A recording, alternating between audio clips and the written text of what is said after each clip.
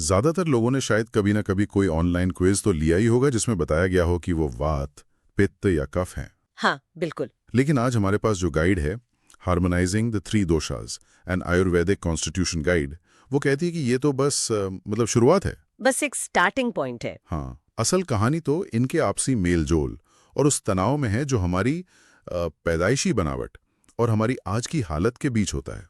बिल्कुल। स्रोत इसी एक बुनियादी विचार पर बना है जिसे आयुर्वेद में प्रकृति और विकृति कहते हैं। प्रकृति और विकृति। हाँ, प्रकृति को आप अपनी गाड़ी की जैसे फैक्ट्री सेटिंग समझ सकते हैं।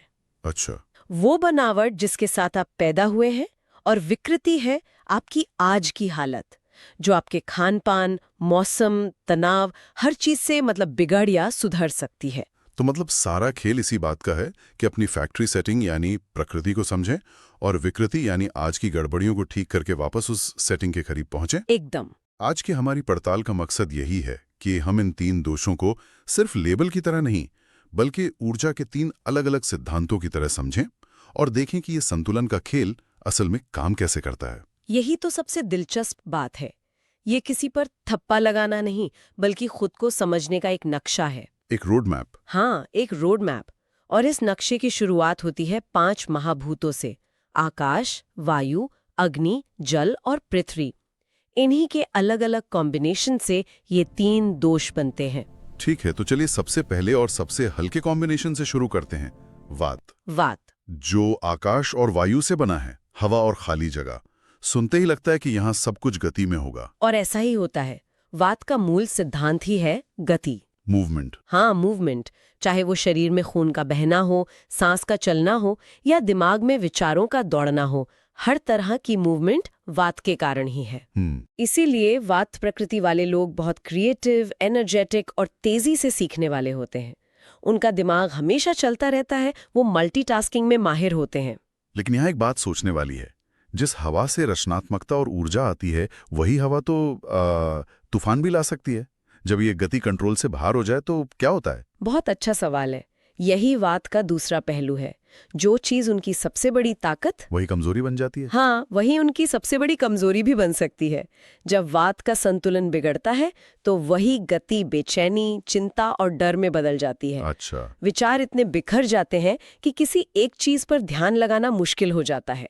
शरीर में यही चीज रूखी त्वचा, जोड़ों में दर्द या कब्ज के तौर पर दिखती है। तो इसका मतलब ये नहीं कि गति को रोक दिया जाए, बल्कि उसे एक दिशा दी जाए। गाइड इसके लिए क्या सुझाव देती है? अगर किसी को लगे कि उसकी हवा बहुत बढ़ गई है तो उसे जमीन पर कैसे लाया जाए? आयुर्वेद का एक बड़ा सरल सिद्धांत है, विपरीत गुण ही दवा है। मतलब ऑपोजिट अट्रैक्ट्स। एक तरह से, यानी जो चीज जैसी है उसे उसकी उल्टी चीज से संतुलित करो। वात की प्रकृति है हल्की, सूखी, ठंडी और गतिशील। तो इसे संतुलित करने के लिए हमें भारी, चिकनी, गर्म और स्थिर चीजों की जरूरत होती है। जैसे गर्म और पौष्टिक खाना, सूप, खिचड़ी, नियमित रूप से गर्म तेल से मालिश करना जिसे अभ्यंग कहते हैं, और एक रूटीन बनाना ताकि जीवन की गति को एक ठहराव मिल सके। मतलब एक उड़ते हुए गुब्बारे को एक धागे से बांधने जैसा है। क्या बात है। ताकि वो उड़ता तो रहे लेकिन हाथ से निकल ना जाए। चलिए, वात की हवा से अब आग की तरफ बढ़ते हैं। अगला है पित्त, जो अग्नि और जल से बना है। ये तो एक बहुत ही पावरफुल कॉम्बिनेशन लगता है। और ये है भी। पित्त का मूल सिद्धांत है रूपांतरण या ट्रांसफॉर्मेशन। जैसे पेट में आग खाने को पचाकर ऊर्जा में बदलती है, हाँ। वैसे ही दिमाग में पित्त जानकारी को ज्ञान में बदलता है। अच्छा। पित्त प्रकृति वाले लोग बहुत बुद्धिमान, महत्वाकांक्षी और पैदाइशी लीडर होते हैं।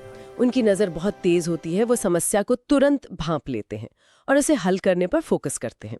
उनका शरीर भी गर्म रहता है और पाचन शक्ति कमाल की होती है। तो यहाँ भी वही सवाल उठता है, जो आग खाना पचा सकती है और रास्ता दिखा सकती है, वही आग तो सब कुछ जला भी सकती है। बिल्कुल। जब पित्त का संतुलन बिगड़ता है तो क्या होता है? बिल्कुल, जब पित्त की आग जरूरत से ज्यादा भड़क जाती है तो शरीर में जलन, एसिडिटी, त्वचा पर लाल चकत्ते या सूजन जैसी समस्याएं होती हैं। और मानसिक स्तर पर? मानसिक स्तर पर वही एम्बिशन अधीरता में, वही तेज दिमाग गुस्से में और वही लीडरशिप तानाशाही में बदल जाती है।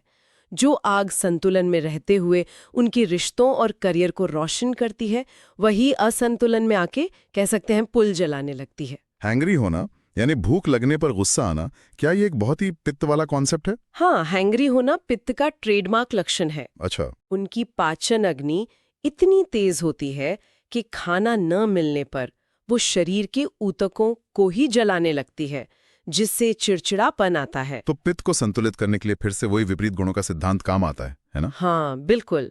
पित्त की प्रकृति है गरम, तेज और थोड़ी तैलीय, तो संतुलन के लिए ठंडी, हल्की और सूखी चीजों की जरूरत है। जैसे खीरा, नारियल पानी, पुदीना, और मुझे लगता है कि बहुत ज्यादा मसालेदार, तला हुआ या खट्टा खाना उनकी आग को और भड़का देगा। एकदम सही।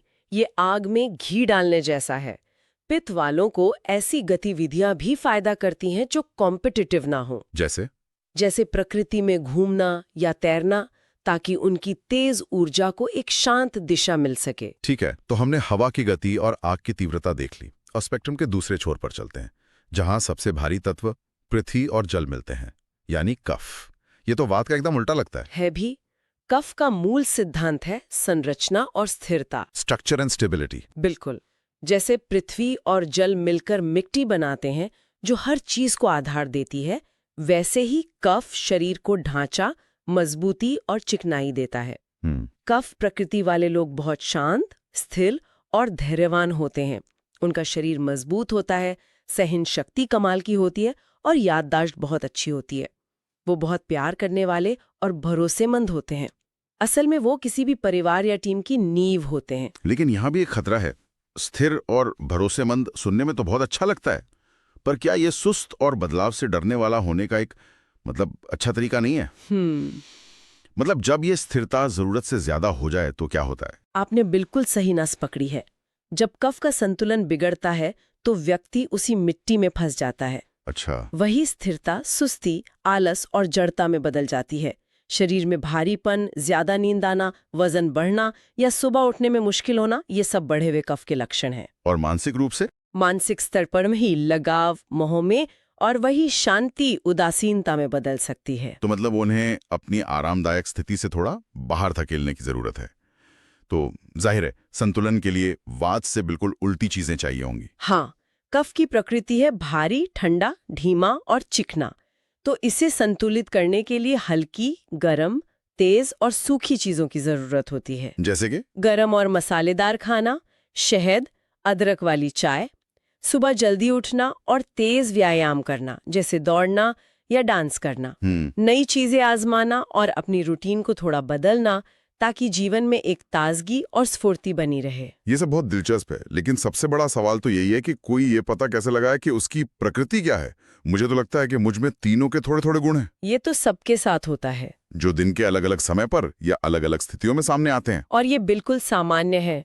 स्रोत कहता है कि ज्यादातर लोग 2 दोष वाले होते हैं, जैसे वात पित्त या पित्त कफ। अच्छा, सिंगल दोषा वाले कम होते हैं? बहुत कम।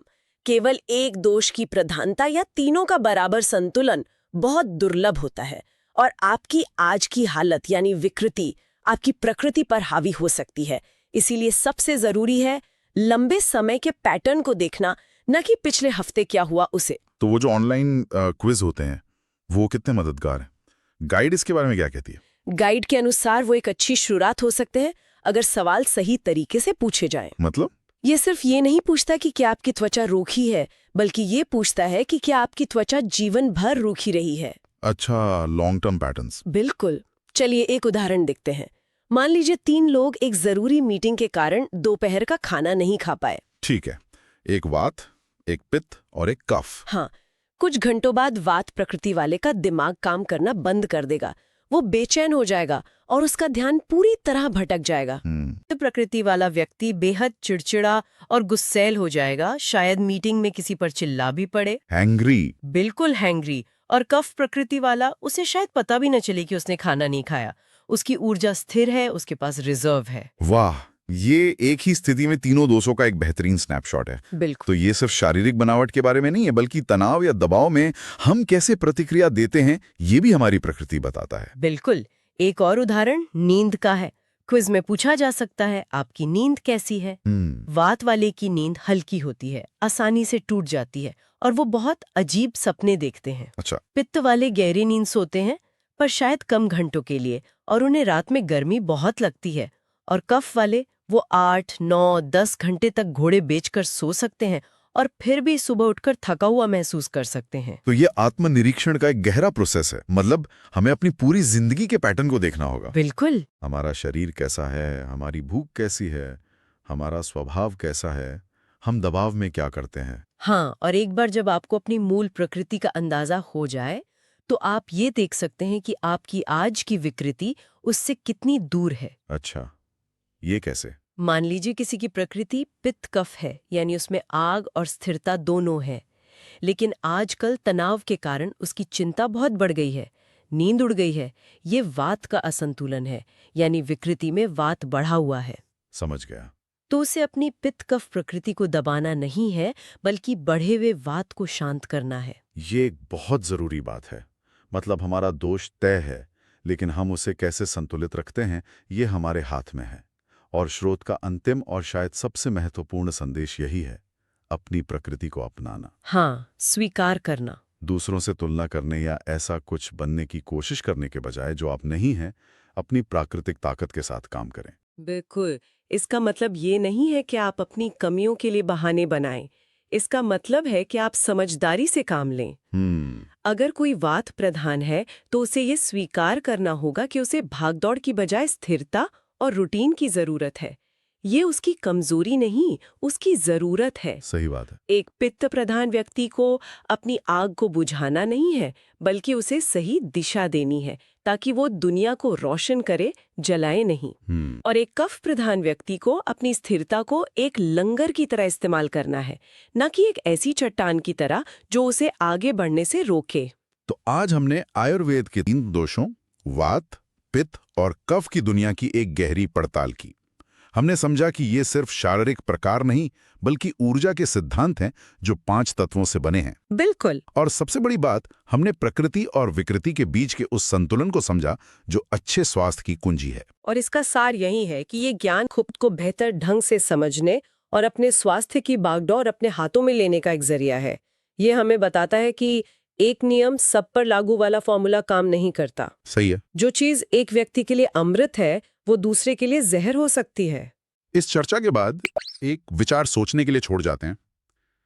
अपनी प्राकृतिक प्रवृत्तियों को स्वीकार करने और उन्हें उन क्षेत्रों में सुधार न करने का बहाना बनाने के बीच की महीन रेखा कोई कैसे तय करता है जहां उसे वास्तव में चुनौती का सामना करना पड़ता है? बहुत गहरा सवाल है। यानी एक कफ व्यक्ति ये कैसे तय करे कि वो स्थिर है या बस आलसी,